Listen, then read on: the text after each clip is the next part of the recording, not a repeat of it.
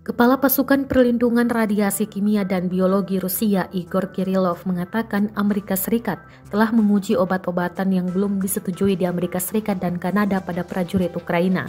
Ia menyampaikan pihaknya akan terus mempublikasikan informasi tentang penelitian yang melibatkan personel militer Ukraina.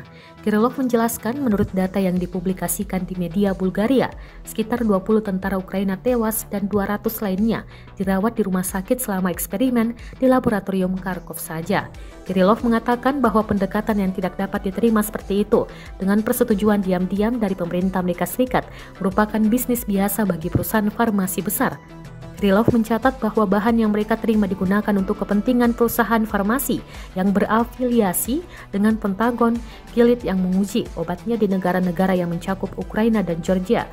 Menurut Kirillov, Kementerian Pertahanan Rusia percaya bahwa informasi yang masuk membuat perlu untuk mencari klarifikasi dari Washington sebagai bagian dari penyelidikan internasional mengenai tujuan sebenarnya yang dikejar oleh Laboratorium Bio Amerika Serikat.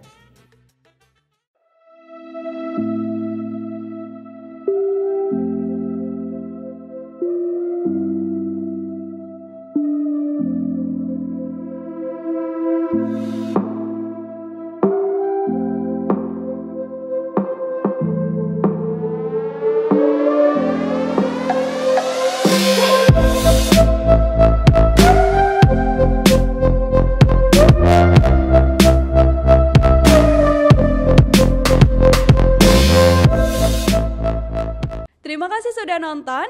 Jangan lupa like, subscribe, dan share ya.